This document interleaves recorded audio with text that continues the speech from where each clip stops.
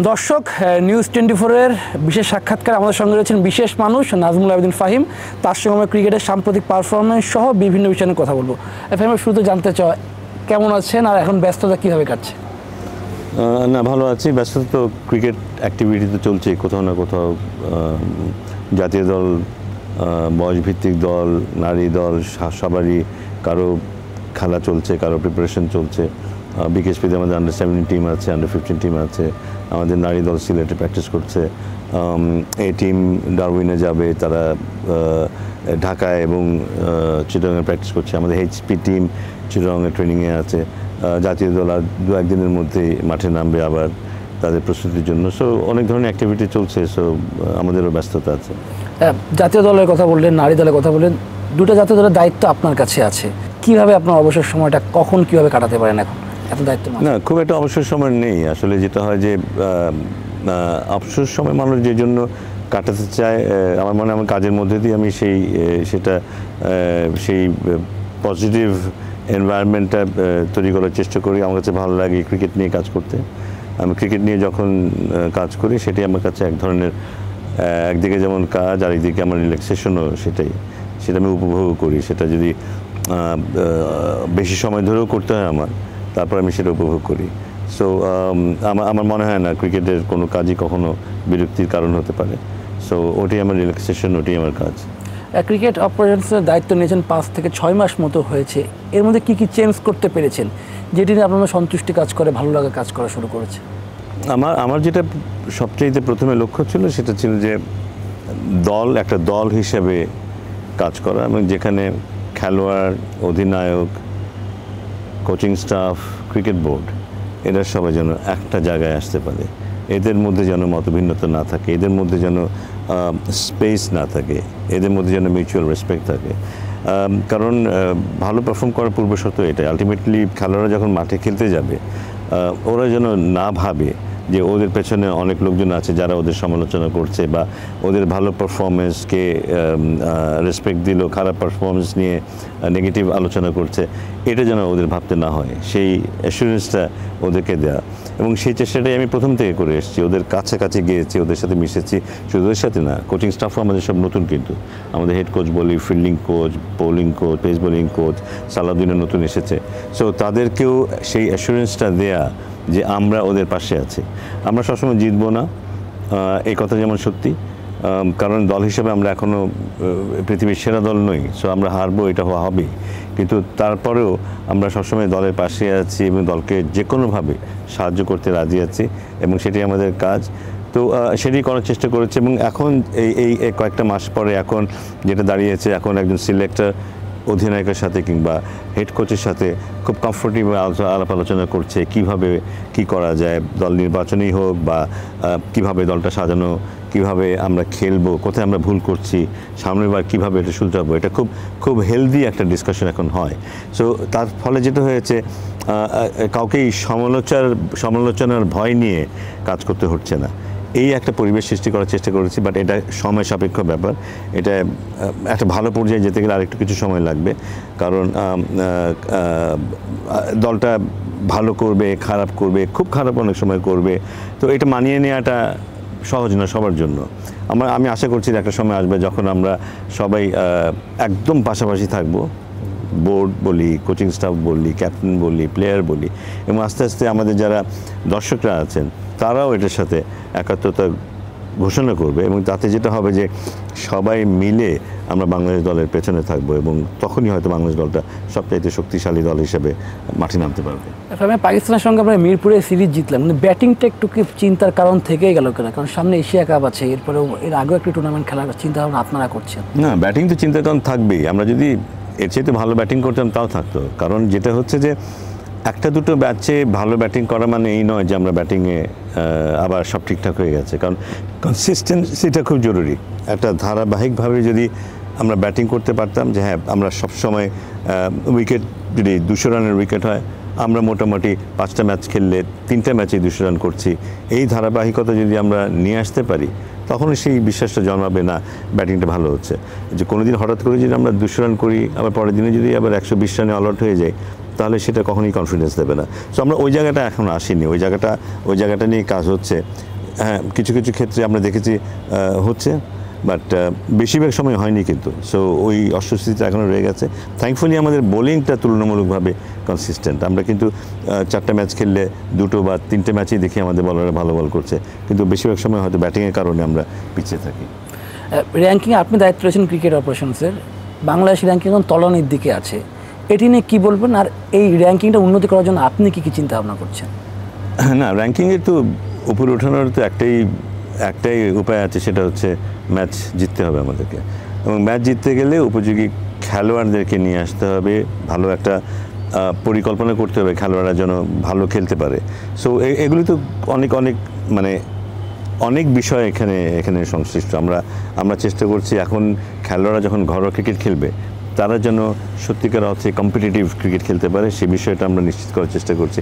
আমরা যেটা খুব বেশি চেষ্টা করছি সেটা দল যখন প্রিপারেশন নেয়, যেমন ফর এক্সাম্পল এখন আমাদের মেয়েরা সামনে বিশ্বকাপ খেলতে যাবে, তার জন্য প্রিপারেশন নিচ্ছে। অন্য সময় হলে আমি দেখেছি, আমি তো আগেও এদের নিয়ে কাজ করেছি, ঢাকায় হয়তো এখানে ওরা থাকতো, ওদের এখানে ক্যাম্প হতো, ওই আমাদের যে একাডেমি মাঠ আছে ওখানে উইকেটে ওরা হয়তো প্র্যাকটিস করতো, এবং ওটা দেখি ওইটুকু প্র্যাকটিস নিয়ে বা হয়তো মাঝে মধ্যে বিকেএসপি থেকে একটা ম্যাচ খেলতো, ওটা নিয়ে চলে যেত কিন্তু বিশ্বকাপ খেলতে।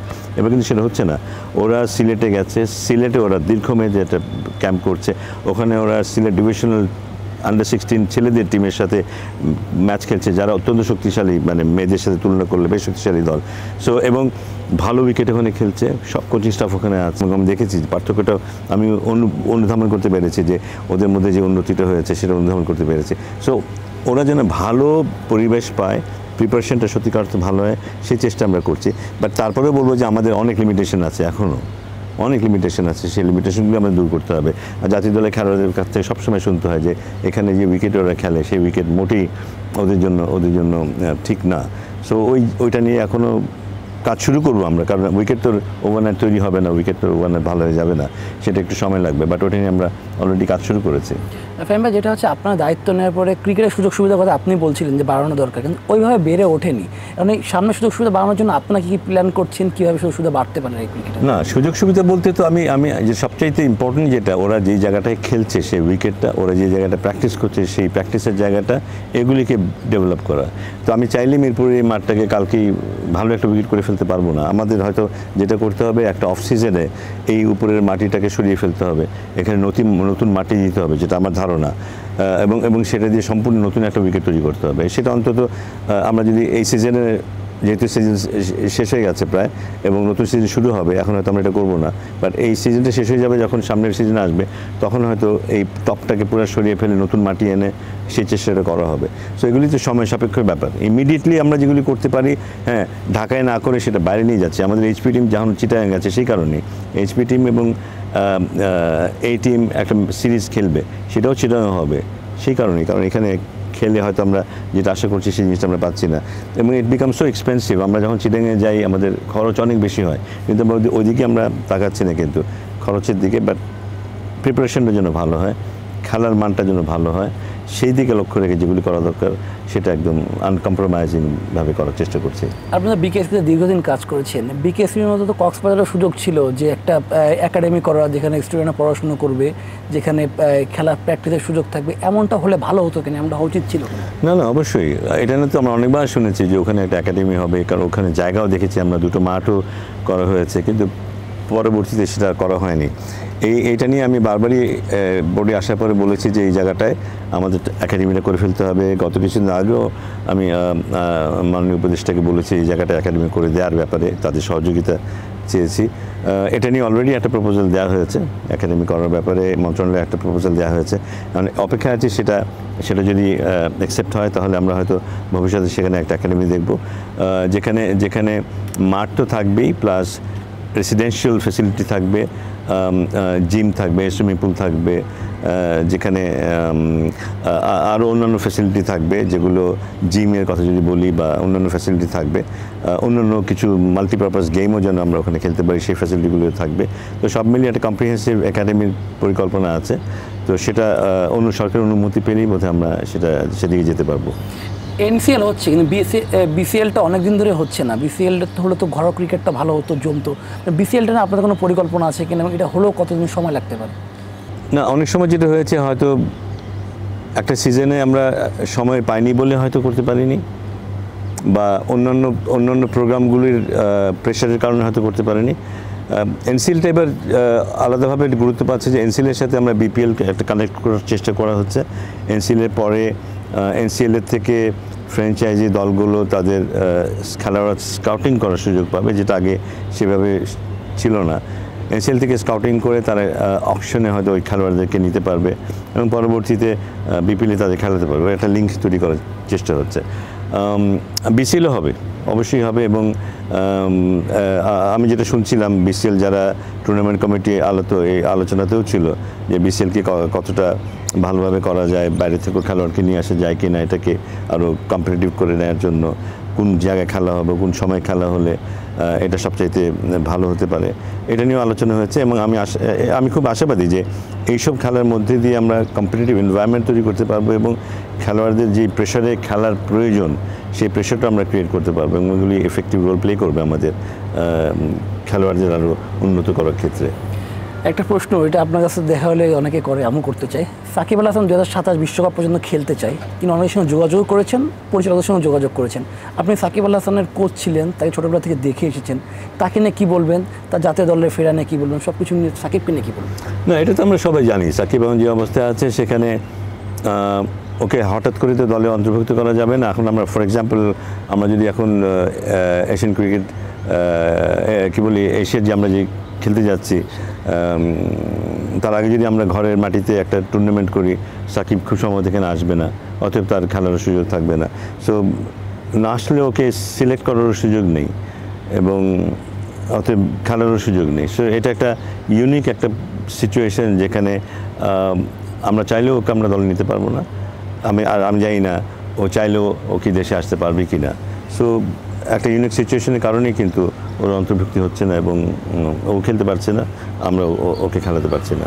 যে বিষয়টা আপনাদের মধ্যে চিন্তা বিষয় হয়ে দাঁড়িয়েছে, সাকিব যদি দেশে এসে খেলেন তাহলে তার নামে অনেক মামলা আছে, তিনি বাইরে কোথাও ওভারসিজ টুর্নামেন্টে অংশগ্রহণ করতে এটা এভাবে তো হতে পারে না। ব্যাপারটা তো শুধু সাকিব না, ব্যাপারটা হলো বাংলাদেশ ক্রিকেট না, ব্যাপারটা হচ্ছে বাংলাদেশ ক্রিকেট। বাংলাদেশ ক্রিকেটে আমরা শুধু ওকে বাইরেই খেলাবো, ঘরে খেলবে না, তাহলে কিন্তু এটা তো যেটা হবে যে আমরা তো একটা দল গড়ার চেষ্টা করি, দল থাকতে হবে। তো একটা দলে এইখানে যখন খেলা হবে তখন সাকিব থাকবে না, বাইরে যখন খেলা হবে এখানে যে খেলাটা খেলছে সে আবার খেলার সুযোগ পাবে না, তখন সাকিব দলে খেলবে।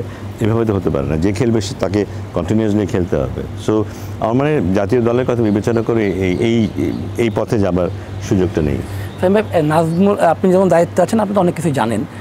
শান্তর সঙ্গে মিরাজের সম্পর্কটা সেই আগের বন্ধুত্বের মতো নেই, যে সম্পর্কটা আগে ছিল, ক্লোজ ছিল, সেটি এখন নেই। শান্ত অনেকবার ইন্টারভিউতে বলেছেন, কখনো সামনাসামনি বলেন না, সুযোগ তিনি পান তো বলেনও নাই, যেহেতু তিনি কোড অফ কন্ডাক্ট তার মধ্যে কাজ করে।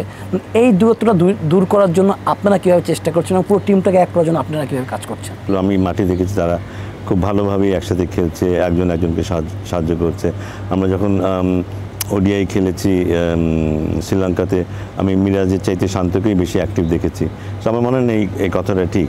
শান্ত as a person he's a gentleman, আমি ওকে খুব ভালোভাবেই জানি, কাছ থেকেও দেখেছি। ও যখন বয়সভিত্তিক খেলায় ছিল তখনও দেখেছি হিজ এ জেন্টলম্যান। হ্যাঁ, মনের মধ্যে থাকতেই পারে যে যেসব ঘটনা ঘটেছে তার কিছু এফেক্ট থাকতেই পারে, কিন্তু আমার মনে হয় না ওই মানের মানুষ যে সেই কারণে এতদিনের একজন বন্ধুকে ও ছেড়ে দেবে বা ওই সম্পর্কটা খারাপ করবে।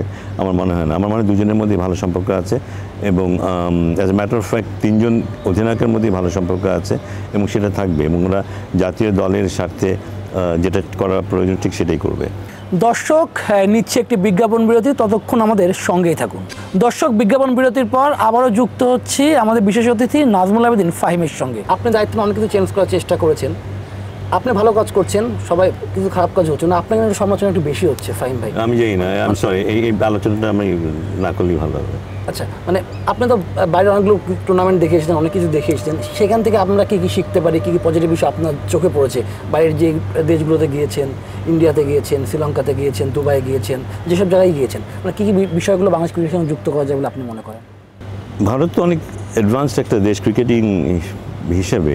ওদের যে সুযোগ সুবিধা খেলোয়াড়দের জন্য একেবারে সরাসরি খেলাধুলা সংক্রান্ত, সে সেটা উইকেটের কথা যদি মাঠের কথা বলি, অন্যান্য আনুষঙ্গিক ফ্যাসিলিটির কথা বলি এবং পাশাপাশি কালচারের কথা বলি, যথেষ্ট রিচ বলতেই হবে। তুলনামূলকভাবে শ্রীলঙ্কা হয়তো অতটা রিচ না, কিন্তু খেলার জন্য যে যতটুকু প্রয়োজন সেটুকু কিন্তু তারা এনশিওর করে। মাঠ বলি, উইকেট বলি, প্র্যাকটিস ফ্যাসিলিটি বলি, হ্যাঁ, এইসব ব্যাপারে কিন্তু ওরা ওরা আমাদের তুলনায় অনেক বেশি এগিয়ে আছে।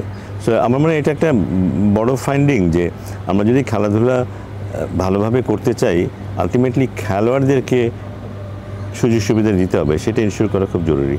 হ্যাঁ, আমরা নিজেরা কোথায় আছি, কীভাবে আছি এটা গুরুত্বপূর্ণ না, খেলোয়াড়রা কোথায় আছে, কীভাবে আছে, ওরা কীভাবে বেড়ে উঠছে। আমরা শুধু জাতীয় দল নিয়েই চিন্তা করি, সেটা থেকে বেরিয়ে আসাটা খুব জরুরি। ওরা যে পথ দিয়ে উঠে আসছে সেই পথটা কতটা মসৃণ সেটা ভেবে দেখতে হবে। আমার মনে হয় যত টেস্ট প্লেয়িং দেশ আছে, আফগানিস্তানের কথা তো আমরা বলতে পারবো না, কারণ আফগানিস্তানের ব্যাপারটা আমরা জানি যে ওদের ওখানে অনেক ধরনের অসুবিধা আছে, বাট আমরা যতটুকু করতে পারতাম তার কিছুই আমাদের নেই। হ্যাঁ, আমাদের যারা একেবারে নিচের থেকে উঠে আসছে তাদের জন্য কোনো সুযোগ সুবিধাই তেমনভাবে আমরা কিন্তু দিতে পারিনি। সো ওই দিক থেকে আমরা অনেক পিছিয়ে আছি, এগুলি আমার বড় একটা অবজারভেশন। এবং খেলোয়াড়দের সাথে ওদের সম্পর্ক, ওরা কীভাবে খেলোয়াড়ের কাছ থেকে পারফরমেন্সটা আদায় করে নেয়, এসব বিষয়গুলো তো শেখার আছে। তো এই সব কিছুই দেখেছি এবং এটা যে এইবারই প্রথম দেখেছি তা নয়, এর আগেও আমরা যাওয়ার সুযোগ হয়েছিল যখন আমি অন্য ক্যাপাসিটিতে গিয়েছি। বাট এগুলি সব এখানে ইমপ্লিমেন্ট করার চেষ্টা ডেফিনেটলি করব আমরা। মাঠ, বিশেষ করে মাঠ, উইকেট, ইনডোর, এইসব যদি আমরা খুব দ্রুত বাড়াতে না পারি তাহলে মনে হয় আমরা অন্যান্য দেশের সাথে মোটেই তাল মিলিয়ে চলতে পারবো না। কারণ এখন তো অনেক অ্যাসোসিয়েট মেম্বার কান্ট্রিও কিন্তু যেভাবে এগিয়ে যাচ্ছে, ওদিনও তো শুনলাম যে ইউএইতেই মোর দ্যান 60 গ্রাউন্ডস, ওদের 60টার বেশি মাঠ আছে যেগুলিতে ভালো মানের ক্রিকেট খেলা যায়। সো ভাবলেই আমরা বুঝতে পারি, মানে আন্দাজ করতে পারি যে আমরা যদি আমাদের সাথে তুলনা করি, আমাদের সারা দেশে ইউএই একটা ছোট্ট একটা জায়গা, সারা দেশেও তো প্রপার 15টা মাঠও নেই, 15-20টা মাঠও নেই সারা দেশ যদি আমরা বিবেচনা করি। সো আমরা কতটা পিছিয়ে আছি আমরা কর্পোরেশনের মধ্যে। আমার মনে হয় এগুলি গুড লার্নিং, যেটা আমরা এখানে যদি ইমপ্লিমেন্ট করতে পারি আমরা আমাদের ক্রিকেটকে এগিয়ে নিয়ে যেতে পারবো। আজকে আমার বন্ধুকে পিটিয়েছে, তার নামে থানায় জিডিও হয়েছে। এখন আপনি তো as a coach, as a sir হিসাবে এগুলো যারা ক্রিকেট ন্যাশনাল টিমে খেলে তাদেরকে একটু ধৈর্য ধরা উচিত কিনা, একটু ভালো ব্যবহার করা উচিত কিনা, আপনি কি মনে করেন? ডেফিনেটলি আমি আশা করি না যে জাতীয় দলের কোনো খেলোয়াড় বা আদৌ কোনো খেলোয়াড় এ ধরনের কোনো কাজের সাথে জড়িত হবে। আমি জানি না এখানে তাসকিনের ভূমিকা কী, বাট এটা খুব সুখকর একটা ব্যাপার তো নিশ্চয়ই না। নিশ্চয়ই আমি এটা দেখবো, এটা নিয়ে কী করা যায়, আমাদের আদৌ কিছু করার আছে কি না সেটাও দেখবো। তাসকিনের বাবাও তাসকিন কিনে হতাশ এবং ঘটনার পরে তিনিও বলেছেন যে আমার ছেলেকে আমি স্টার মনে করতাম, সে এখন সেইভাবে কাজ করছে না এবং আমার মান সম্মানটা কিছুটা নষ্ট করার চেষ্টা করছে। তাসকিন বাবা এটাও বলেছেন। কিন্তু যদি এমন বলে থাকে নিশ্চয়ই সঙ্গত কারণে উনি বলেছেন, একজন পিতা তো নিশ্চয়ই এরকম কথা বলতে পারেন না। সো এরকম যদি হয়ে থাকে সেটা দুঃখজনক অবশ্যই। ফাহিম ভাই, যেটা হচ্ছে যে বুলবুল ভাই আসছেন, তার সঙ্গে কাজ করছেন, মানে আপনি এখন বোর্ডে কাজ করে কত স্বাচ্ছন্দ্যভাবে কাজ করতে পারছেন, বুলবুল ভাই আপনাকে কীভাবে সহযোগিতা করছে, দুজন মিলে বন্ডিংটা কতটা ভালো হচ্ছে? না, আমরা সব ব্যাপারেই প্রায় আলাপ করছি। মানে এটা শুধু এই জন্য না যে আমরা একসাথে কাজ করছি, সবাইকে সব কিছু জানাতে হবে তা না। একটা পরিবেশ এখন তৈরি হয়েছে, শুধু আমার আর প্রেসিডেন্টের মধ্যে না, বা অন্যান্য যারা আছে সবাই কিন্তু আমরা একসাথে বসছি। নট না যে শুধু যে ক্রিকেট অপারেশনের ব্যাপার হলে ক্রিকেট অপারেশনের চেয়ারম্যানই এটা নিয়ে সব চিন্তাভাবনা করছে তা না, অন্যরাও এর মধ্যে ইনপুট দিচ্ছে।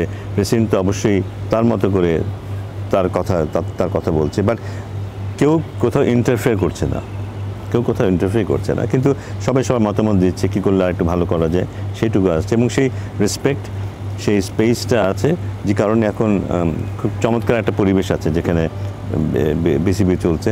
সো ক্রেডিট টু আমাদের প্রেসিডেন্টের, কারণ প্রেসিডেন্ট আইসিসি দীর্ঘ সময় কাজ করেছে। একটা এরকম একটা অর্গানাইজেশনে, ক্রিকেট অর্গানাইজেশনে কীভাবে কাজ হয় বা হয় না সেটা সম্পর্কে তার ধারণা খুব পরিষ্কার। এবং যেহেতু একজন ফর্মার ক্রিকেটার প্লাস কোচ, একটা দল থেকে কিভাবে পারফরমেন্স আদায় করে নিতে হয় সেটা তার খুব ভালো জানা আছে। সো ভালো কাজ হচ্ছে এখন।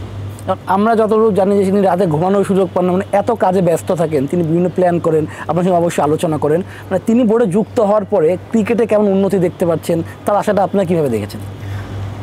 না, প্রেসিডেন্ট আসার পরেই কিন্তু তার কিছু পরিকল্পনার কথা স্ট্রেট অ্যাওয়ে বলেছেন, এবং সেটা নিয়ে অলরেডি কাজ শুরু করেছেন। দেখুন, কাজ বলতে আমরা ভিজিবল যেটা হয় সেটা শুরু দেখি, যে না এখন রাজশাহীতে বোধহয় একটা টুর্নামেন্ট এখনই শুরু হবে বোধহয়, যেটা আগে কখনো হয়নি, হবে। এটাকেই শুধু আমরা কিন্তু মনে করি হ্যাঁ খুব কাজ কিন্তু হচ্ছে, তা নয়। কিন্তু ভেতরে ভেতরে অনেক কিছু হচ্ছে, অনেক প্ল্যান প্রোগ্রাম হচ্ছে, যেগুলি শুধু হয়তো আমরা কিছুদিন পরে দেখব যে বোর্ডে বিভিন্ন বিষয়ে অ্যাপ্রুভ হবে।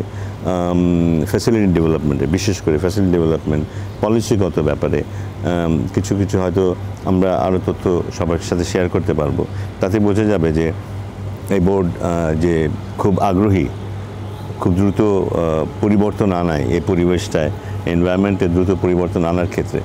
এবং আমরা হয়তো যেমন ফর এক্সাম্পল যদি আমরা এই বাংলাদেশ ক্রিকেট টিমের কথাই বিবেচনা করি, এই সামনে আমাদের আরেকটা ট্রেনিং ক্যাম্প শুরু হবে। সেখানে আমরা হয়তো একজন হিটিং কোচে দেখবো, একজন সাইকোলজিস্টকে দেখবো। সো এই বিষয়গুলো খুব দ্রুত আমরা সিদ্ধান্ত নিই, যেটা যেখানে প্রয়োজন হবে সেটা আমরা সেখানে করে ফেলবো সাথে সাথে।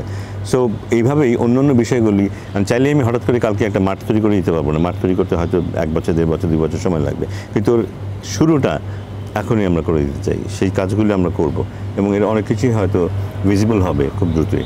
ঢাকার মধ্যে 2টা মাঠ ভাড়া নেওয়ার কথা ছিল, চিন্তাভাবনা চলছিল, এরা কতটা অগ্রগতি হয়েছে সেটা না আপনারা কীভাবে কাজ করছেন? ঢাকায় আমরা ফতুল্লার কাজ চলছে, মাঝখানে বন্ধ ছিল, এনএসসির কিছু সমস্যার কারণে বন্ধ ছিল, না তা হয়তো বাই দিস টাইম আরও এগিয়ে যেত। আশা করছি এই সিজনেই কোনো একটা সময় আমরা ফতুল্লা 2টো মাঠ ব্যবহার করতে পারবো। সেটা করতে পারলে খুব ভালো হবে। ফতুল্লায় রীতিমতো ফুল ফ্লেজ একটা স্টেডিয়াম আছে, বাইরে চমৎকার একটা মাঠ আছে, ও 2টো মাঠ আমাদেরকে দারুণভাবে সাহায্য করবে। এর বাইরে পূর্বাচলে কাজ চলছে, পূর্বাচলে হয়তো আমরা একটা মাঠ পেয়ে যাবো সামনের সিজনে খেলার জন্য। তো এইভাবে একটা করে মাঠ বাড়বে এবং এর বাইরে আরও মাঠ আমরা করার চেষ্টা করব। পারচেজ হয়তো করাটা একটা ডিফিকাল্ট টাস্ক, আমরা দেখবো সরকারিভাবে আর কোথায় কী পাওয়া যায়। বাট মাঠটা শুধু ঢাকা না, ঢাকার বাইরেও খুলনায় যে স্টেডিয়ামটা আছে সেটা নিয়ে কাজ শুরু হয়ে গেছে বা হবে খুব তাড়াতাড়ি। রাজশাহীতে কাজ হবে, বগুড়ায় কাজ হবে।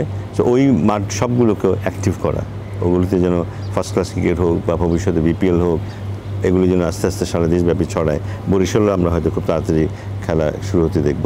সো এই ব্যাপারগুলোর দিকে আমরা চোখ দিচ্ছি। আমরা হয়তো জানি না, আশা করছি আমি এবারই হয়তো অনেকগুলো ডিস্ট্রিক্টে আমরা খেলা দেখতে পাবো, ডিস্ট্রিক্ট লিগ। আমার তো ব্যক্তিগতভাবে অলরেডি আমি আবেদন জানিয়েছি যেন ডিস্ট্রিক্টগুলোকে আর্থিকভাবে সহায়তা দেওয়া হয়, সো দ্যাট, কারণ আমরা জানি যে এই মুহূর্তে বোধহয় আর্থিক কারণেই অনেকে পিছিয়ে আছে, সেটা যেন না হয়, যেন আর্থিক কারণে খেলা বন্ধ না হয়। কারণ লোকাল একটা চেষ্টা থাকবেই, কিন্তু পাশাপাশি আমরা যদি কিছুটা আর্থিক সহায়তা দিতে পারি তাহলে হয়তো তার জন্য সহজ হবে খেলাটা। কিন্তু খেলাটা শুরু করা খুব জরুরি, কারণ চারদিক থেকে কিন্তু আমার কাছে প্রায় অনেক ফোন করে, চিঠি দেয়, মেসেজ করে যে আমরা খেলতে চাই কিন্তু খেলতে পারছি না, আমাদের খেলা হচ্ছে না। এটা খুবই দুঃখজনক। এটা দূর করার একটা চেষ্টা আমাদের থাকবে। দর্শক নিচ্ছে একটি বিজ্ঞাপন বিরতি, ততক্ষণ আমাদের সঙ্গেই থাকুন। দর্শক, বিজ্ঞাপন বিরতির পরে আবারও ফিরলাম আমাদের বিশেষ অতিথি নাজমুল আবেদিন ফাহিমের সঙ্গে। 2021 সালে আমরা T20 ওয়ার্ল্ড কাপ খেলতে গিয়েছিলাম, নিউজিল্যান্ডের সাথে সিরিজ জিতেছিলাম, অস্ট্রেলিয়ার সাথে সিরিজ জিতেছিলাম, কিন্তু উইকেটটা ওই ব্যাটিং স্বর্গ ছিল না আমাদের কাছে।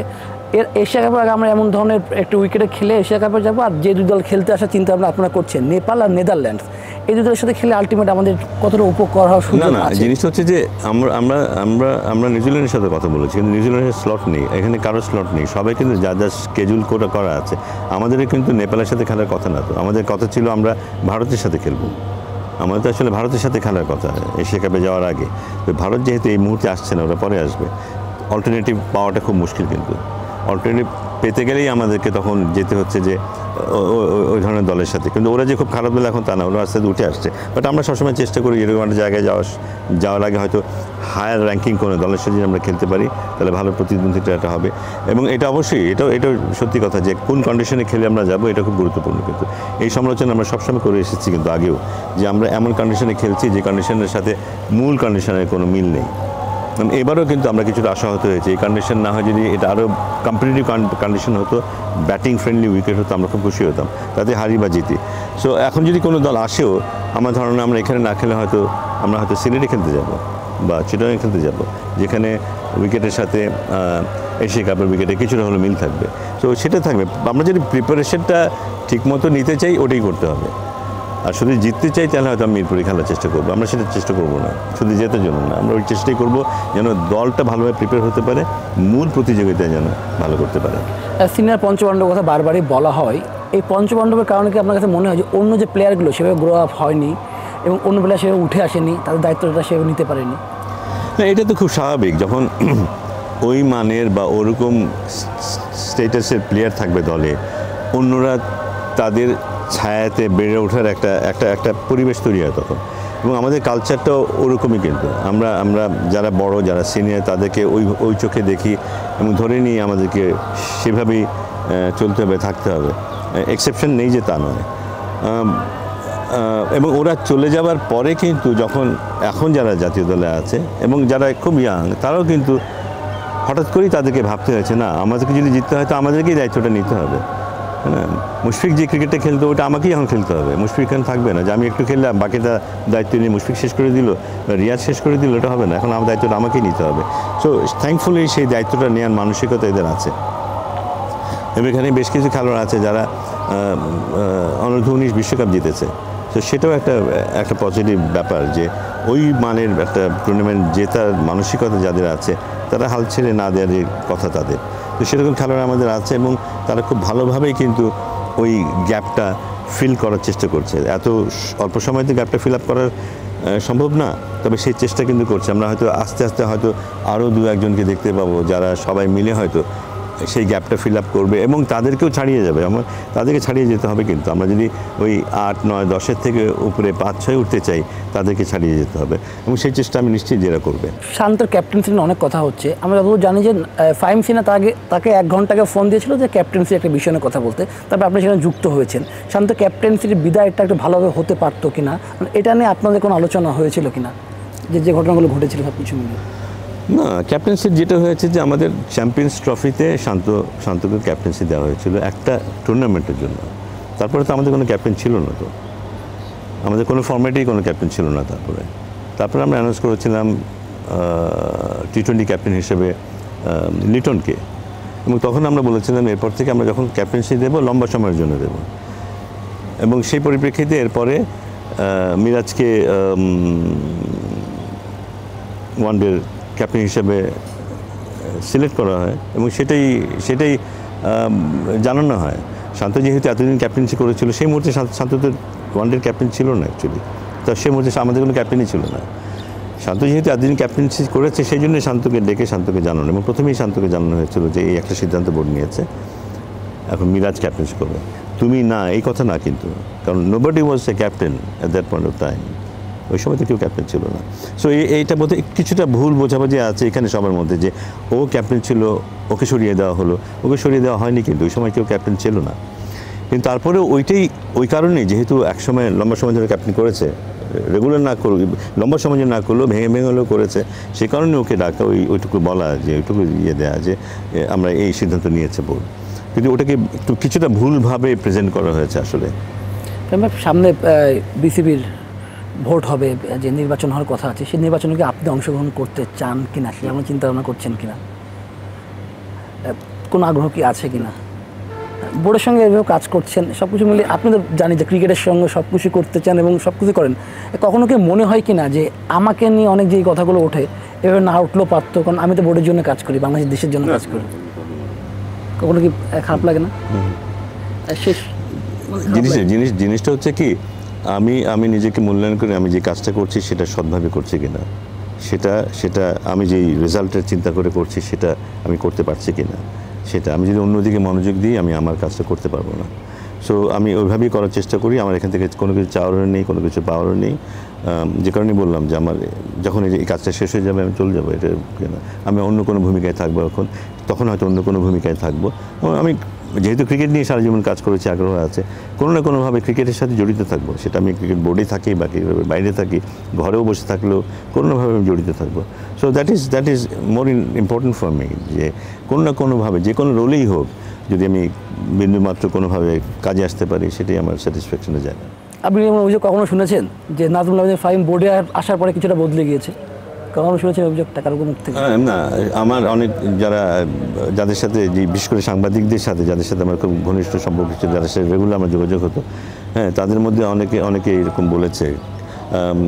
হয়তো এই উপলব্ধিটা করতে পারিনি যে আমি এখন যে জায়গায় আছি সেখান থেকে আমি রেগুলার বেসিসে সাংবাদিকদের সাথে আলাপ করতে পারি না, কারণ আমার কথাটা, আমি ক্রিকেট বোর্ডকে রিপ্রেজেন্ট করি। এখন আমার প্রত্যেকটা কথা একটা অথেন্টিসিটি থাকাটা জরুরি, এই কারণেই যোগাযোগটা আগের তুলনায় অনেক কমে গেছে। বাট এর অর্থ এ নয়, কারণ আমার এখন সবচাইতে বেশি যাদের সাথে যোগাযোগ হয়েছে রিসেন্ট পাস্টে, গত বেশ কয়েক বছর, তারা সবাই সাংবাদিক। আমার এমনি বন্ধু বান্ধবের সাথে যোগাযোগ খুব কম, কিন্তু সাংবাদিকদের সাথে আমার যোগাযোগ সবচেয়ে বেশি। আমি প্রচুর টেলিফোন পেতাম, প্রত্যেকদিন প্রচুর টেলিফোন করতাম, মন্তব্য করতাম, কথাবার্তা বলতাম, এখনও পাই, কিন্তু এখন ওইভাবে আর কথা বলার সুযোগটা আমার হয় না, কারণ আমার মন্তব্য করাটা মানায় না, যে কোনো বিষয়ে মন্তব্য করাটা মানায় না। তো সেই জন্যই কিছুটা দূরত্ব তৈরি হয়েছে। এর মধ্যে এর কারণে কেউ কেউ হয়তো ভুলও বোঝে, বাট আমার মনে হয় যে সেই সম্পর্কটা এখনও আছে। আই স্টিল রেসপেক্ট দেম, কিন্তু সবার সাথে সেভাবে আগের মতো করে খোলামেলাভাবে আলোচনা করা সম্ভব হয় না। নিউজ 24 নিয়ে কী বলবেন? নিউজ 24-এর জন্য অনেক শুভকামনা। নিউজ 24 স্পোর্টসে যে ভূমিকা রাখছে, যেখানে বিশেষ করে ক্রিকেট যেখানে হচ্ছে, যেভাবে নিউজ কাভারেজ দিচ্ছে, এবং আমার এক্সপিরিয়েন্স যতটুকু দেখেছি আমি, তারা সৎভাবেই তাদের মূল্যায়নগুলি করে, নট নেসেসারিলি সমালোচনা করে না তা নয়, কিন্তু ইল মোটিভ নিয়ে কোনো কিছু করতে আমি দেখিনি, যেটা একটা বিশাল প্লাস পয়েন্ট একটা নিউজ চ্যানেলের জন্য। তো আপনাদের অবদানের জন্য অনেক ধন্যবাদ। আশা করব যে শুধু ক্রিকেট না, যে কোনো স্পোর্টসের ক্ষেত্রে অবদান আপনারা রাখবেন, এবং যে ইম্পর্ট্যান্ট রোলটা মিডিয়া প্লে করতে পারে খেলাধুলার প্রসারের ক্ষেত্রে, উন্নয়নের ক্ষেত্রে, সেটা আপনারা করতে থাকবেন। তো যারা সংশ্লিষ্ট যারা আছেন সবার জন্য অনেক শুভকামনা থাকলো, নিউজ 24-এর জন্য অনেক শুভকামনা থাকলো। দর্শক, আমাদের সঙ্গে ছিলেন বিসিবির cricket operations chairman Nazmul Abedin Fahim. তার না বলা অনেক কথাগুলো আমরা শুনলাম, এবং তিনি বিভিন্ন বিষয়ে তার মতামত জানালেন। এতক্ষণ সঙ্গে থাকার জন্য সবাইকে ধন্যবাদ।